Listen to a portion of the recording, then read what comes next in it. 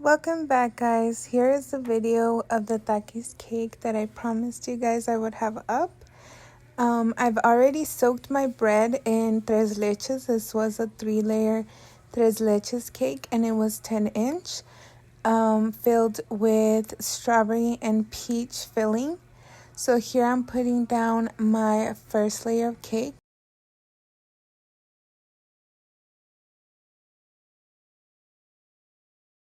And here is my strawberry and peach filling. This was the filling that I put in my son's birthday cake. And I got the idea from here because I hadn't done it and she requested this filling. And it looked so good. So I had to try it on my son's cake. And it was definitely so good. I used cream cheese, butter, and then my regular whipped topping that I use to ice all my cakes. Well, all my tres leches cakes. And it was so good. I asked my husband how he liked it. He said it was good. I did not ask the other guests that attended the party, but from the looks of it, everybody loved it. So I do recommend this filling if you are a home baker to add it to your cakes. And if you make cakes just as a hobby for yourself, I definitely still recommend you guys try it. And if you want to see a recipe on it, please comment down below and I could put it up. I know there's not many of you guys, but I know one day I'll have so many subscribers that you guys will be commenting for recipes.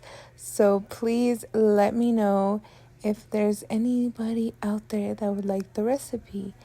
Here I'm already working on my last layer, so I already filled all of my cake layers on the bottom.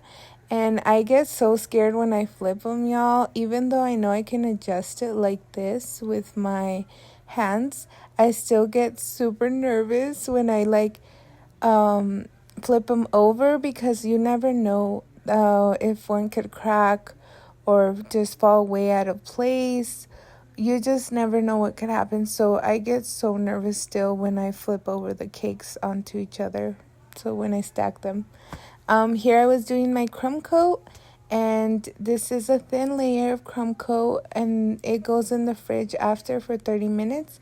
Then I'll take it out and do my final coat. And then it's ready to pipe onto. Although this cake was a Takis cake, it did not have any decoration like piping wise. It was mostly just the custom pieces that went on it that made the cake pop. And then it had a drip, so a chocolate drip. And that's mainly what made the cake.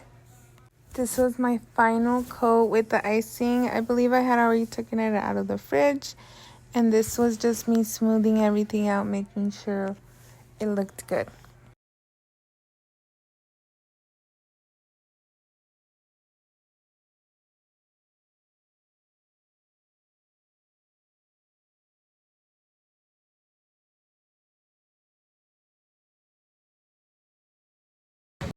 Here I was adding my yellow chocolate drip.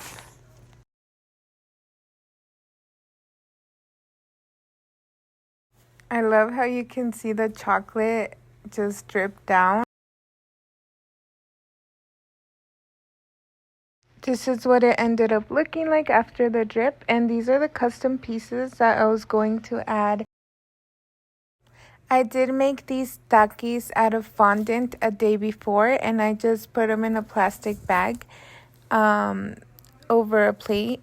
And they did harden up a bit, so they were easier to place on the cake. This also ensured that they would hold their shape longer as the cake set.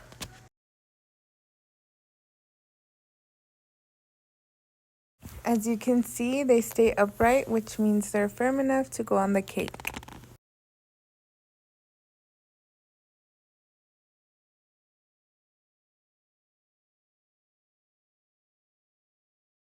Here I was placing my Takis bags that I put in the skewers. I hot glued them to these skewers, the ones you use to roast marshmallows. and I was just placing them on the cake wherever they looked best. The reference picture had 2 Takis bags, so I had to look for the smaller snack size one so they could fit on this 10-inch cake.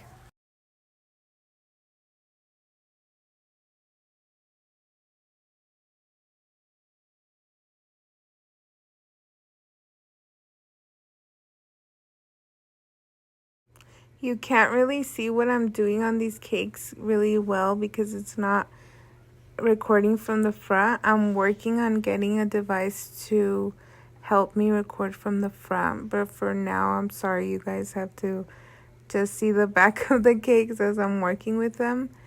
But as this thing keeps going, I'll invest in having better recording equipment. It also had some Takis on the border of the cake. So like on the bottom, on the cake board is what I'm trying to say.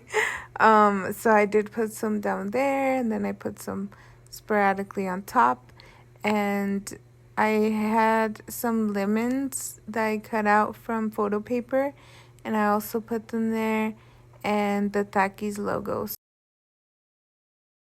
And after placing all the pieces, this is how my cake turned out.